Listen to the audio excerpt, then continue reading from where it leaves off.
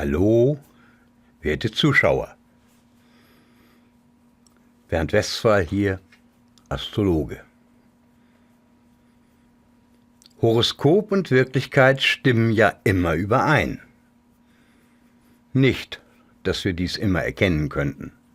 Aber wenn wir wissen, um was es sich handelt, also metagnostisch arbeiten, gelingt es zumeist, diese Übereinstimmung zu erkennen.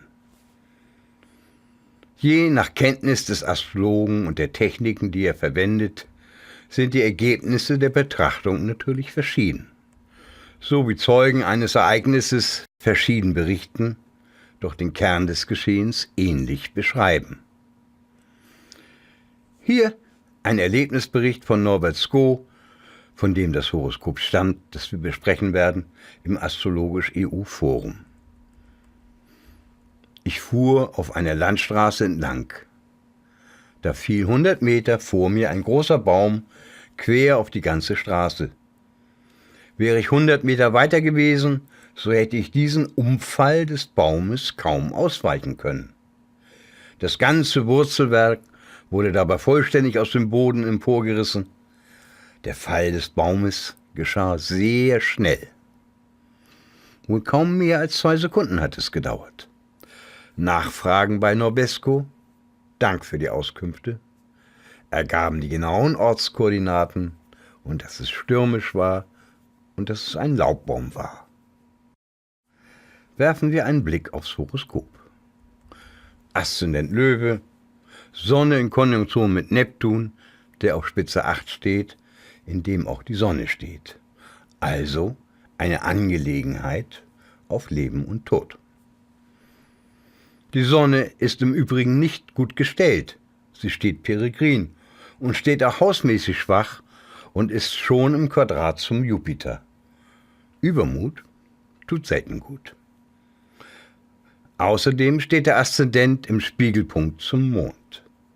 Der Mond bildet ein Halbquadrat zur Sonne, 37 Bogenminuten Orbis, mehr nicht. Der Mond steht nun generell für Pflanzen und Empfindungsfähigkeit und das Leben selbst. Und das ist etwas, was man dem Baum nicht absprechen kann. Mein Lexikon gibt für Bäume unter anderem Krebs, also Mond, aber auch Löwe, also Sonne, und wir haben ja einen Löwe-Aszendenten. Schauen wir in der Halbsummenstruktur der Sonne nach, mit Teile 8 wegen des Halbquadrats zum Mond. Also die Sonne. Zuerst kommt der Mond. Es geht ums Leben. Dann MC-Knoten. Nun kommt etwas oder tritt in Verknüpfung mit Mars-Pluto, Gewalt oder zu viel Kraft. Jupiter-Neptun ist das Gute vergeht oder wie gewonnen, so zerronnen. Die Sonne, unser Baum, bekommt mit Mars-Knoten einen Stoß, der mit Venus-Uranus erschütternd ist. Dazu muss man wissen, dass Bäume es durchaus schätzen, vom Wind gezaust zu werden. Aber bitte nicht zu viel. Es ist ein Liebesakt von der Natur in der Natur. Wir kennen es doch auch, wie gut es uns tut, wenn wir beim Strandspaziergang durch den Wind durchgepustet und gereinigt werden. Oder etwa nicht? Nun, es war ja Sturm. Wie steht er da, der Merkur, der Dispositor für alle Winde? Der Merkur steht im Fall. Das ist nicht gut. Aber akzidentiell mit minus 14 Punkten ist er im Unguten sehr, sehr stark. In den Halbsummen des Merkur finden wir Jupiter Chiron, gute, große Heilung, MC Venus, die erwünscht ist, der Wind Merkur schüttelt mit Aszendent Uranus alles heftig durch und da ist es wieder das Liebesspiel mit Venus Mars, um das es eigentlich geht. Saturn ist der Altherr von 7, unser Auto mit Fahrer. Er ist noch einmal davongekommen, er schaut nur zu und kein Haar ist ihm gekrümmt. Nun gut, ich könnte so ewig weitermachen, höre aber hier auf, weil den umfallenden Baum und den Sturm haben wir bereits identifiziert. Denn ich möchte etwas ganz anderes zeigen. Wir alle kennen ja die Astrokartographie mit der Weltkarte und den Meridianen und den Aszendentenlinien. Mein Programm APZ hat natürlich auch so etwas. Eine Vektorgrafik, in der man beliebig rumwandern und rein und rauszoomen kann. Aber zufrieden war ich damit nicht. Da sollte etwas anderes, etwas Besseres her. Eine vernünftige Karte mit sehr genauen Details und Aspekten und Halbsummen und. Wie schön, dass es das Internet gibt. Denn dort kann man kostenlos Karten herunterladen, wie etwa die OpenStreetMap, die von Tausenden von Menschen in fleißiger Arbeit erstellt wurde und ganz unabhängig von den Geldgiganten wie Google und Co. ist. Man kann jeden Ort finden, und so war es mein Plan, ein Programm zu schreiben, das diese Möglichkeiten nutzt. Ich bin ja nun ein Glückspilz darin, die für mich wichtigen Informationen zu finden. Und so fand ich die nervigste Hauptarbeit schon von anderen getan in meinem Programmiersprachforum für jede Verwendung freigestellt. So ist Typhon, GGIS und Eatlet hier zu danken für ihre Mühe und Arbeit. So habe ich seit Jahresbeginn an der Karte gearbeitet und experimentiert und ausprobiert und so weiter. Ein Testfall ist nun unser umgefallener Baum. Gewiss, es ist kein Großereignis der Weltgeschichte, halb so bedeutsam, wie als wenn in China ein Sack Reis umfällt. Und wirklich, ich warte darauf, einmal ein Horoskop dieser Art zu bekommen. Aber der Baum ist auch nicht schlecht. Wir sehen nun die OpenStreetMap mit unserem Baumunfallhoroskop mit Aspekten.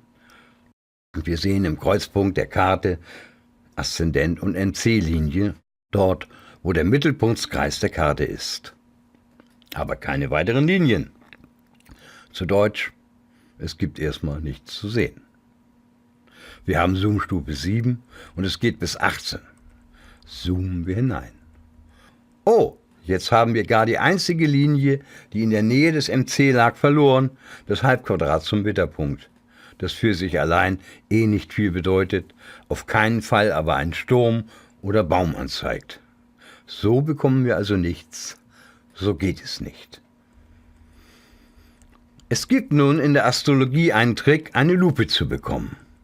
Wohl jeder Astrologe hat von der Arbeitsscheibe 90 Grad gehört, die dadurch entsteht, dass man den Tierkreis in 4 Teile bei den Kardinalpunkten 0 Grad Widder, Krebs, Waage, Steinbock schneidet und übereinander legt und die 4 90 Grad großen Teilstücke mit den Faktoren zu einem neuen Kreis biegt.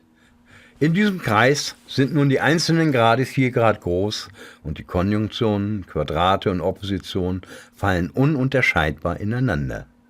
Bei den in einem solchen Aspekt zueinander stehenden Faktoren verschwinden die Aspekte, weil die Faktoren auf denselben Platz im 90-Grad-Kreis fallen. Auch die Tierzeichen sind weg. Lediglich die Qualitäten kardinal, fix und veränderlich bleiben erhalten. Aber man hat eine Lupe mit 4-facher Vergrößerung. Das kann man natürlich mit jeder Teilerzahl machen und so die Vergrößerung beliebig legen, wie man es will. Meine Erfahrung im Arbeiten mit Planetenbildern hat mir gezeigt, dass die Ortsauflösung etwa einen Radius von 15 Kilometern hat. So war es jedenfalls früher, als wir noch nicht gut in Sekunden rechnen konnten. Heute haben wir für alle Faktoren mehr als sekundengenaue Rechnungen und auch das Kartenmaterial ist viel genauer. Da wir nichts gefunden haben, gehen wir von den Aspekten weg und setzen unsere Lupe auf sehr groß und nutzen die Halbsummen. Die 96er-Teilung bringt uns in den Bereich hinein, in dem Ernst Esch schon vor 80 Jahren tätig war. 96 deshalb, weil sie ein Vielfaches von 24 ist, der ersten Zahl mit der weiche wie auch harte Aspekte als Teilerzahl zusammenarbeiten. Bei der 12 zum Beispiel fehlt die 8, also halb und anderthalb Quadrate. Bei der 8 fehlen Sextile und Trigone. Erst bei 24 und seinen Vielfachen sind alle vereint. Abgesehen von den Teilerzahlen 5, 7, 9, die eher selten verwendet werden. Wir sind in der Mikroastrologie gelandet. So, noch einen Schritt zurückzoomen für die bessere Übersicht und die Halbsummen einschalten. Nun gehen wir den Puffer, indem wir in Sekundenschritten die Zeit von 16:05:30 bis 16:07:00 vorgerechnet haben, um den umfallenden Baum zu erwischen. Damit wir genau sehen können, was an Linien der Halbsummen kommt und geht, jetzt haben wir einiges zum Gucken. Die Halbsummen bewegen sich in der Zeit von Ost nach West. Nur die MC-Linie und die Aszendentlinie bleiben stehen. Immer dann, wenn eine der vertikalen Halbsummenlinien die MC-Linie überschreitet, gilt die Information für den aktuellen Meridian des Ortes. Ebenso, wenn eine der schrägen Aszendentenlinien eine Halbsumme über die Linie des Aszendenten geht. Die Zahlen hinter den Faktoren geben die Nummer der Ecke an, wo die Halbsumme eigentlich im Kreis liegt. Wir sind jetzt bei 16:05:30, eine halbe Minute vor dem angegebenen Moment des Umfalls des Baumes. Und wir sehen Merkur und Neptun auf die MC-Linie zulaufen, wobei gleichzeitig auf die Aszendentlinie die Halbsumme Uranus-Pluto kommt. Also Merkur-Neptun gleich Uranus-Pluto. Merkur ist der Wind, Neptun ist nass, Uranus ist plötzlich und Pluto ist Wandel, also ein Wandel Richtung nass. Ein Regenschauer kommt auf oder, weil Uranus dabei ist, blitzt gar ein Blitz am Himmel auf. Merkur, Neptun und Uranus-Pluto brauchen noch 6 Sekunden, bis sie die Linien überschreiten. Und wir sehen weitere Halbsummen den Aszendenten erreichen.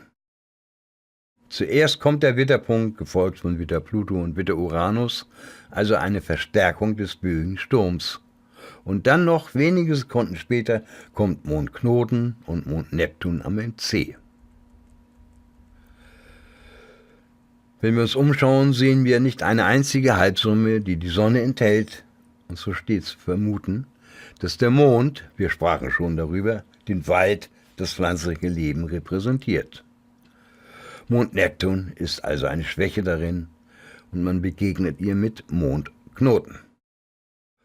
Und nun kommt es um 16:06:08 im MC treffen Venus-Saturn und Mond-Mars ein und gleichzeitig geht der Pluto über den Aszendenten. Der Pluto bringt mit sich eine heftige Windböe und mit Mond-Mars gibt es einen Schlag. Vielleicht ruft der Baum noch: Lebt wohl, Freunde! Ich muss gehen mit Venus-Saturn und erkennt sein Ende. Sein Halt in der Erde ist nicht mehr. Und da kommt der Uranus 8 Sekunden später über den Aszendenten und bums fällt der Baum auf die Straße und versperrt den Weg. Natürlich bremst der Fahrer, gibt vielleicht gar ein lautes Schreckens von sich mit Merkur-Mars und will es gar nicht wahrhaben. Und Merkur-Neptun, dass es nicht weitergeht. Merkur-Neptun zeigt die Enttäuschung. Und mit Saturn am MC wendet er das Fahrzeug, um einen besseren Ort anzusteuern, der durch Aszendent Venus gekennzeichnet ist. Das Wenden des Autos glückt und mit Jupiter am Aszendenten wird unserem Fahrer erst richtig bewusst, dass er davongekommen ist, dass er überlebt hat. Und eine Jupiterlinie quert nun den Aszendenten und vielleicht kam gar ein Glücksgefühl auf. Denn nichts stärkt einen Menschen mehr, wenn wir Elias Canetti glauben wollen, als wenn man ein Überlebender geworden ist. Aber sind wir das nicht alle? Hier ist unser kleiner Ausflug zu Ende. Ich bedanke mich fürs Zuschauen. Bis zum nächsten Mal.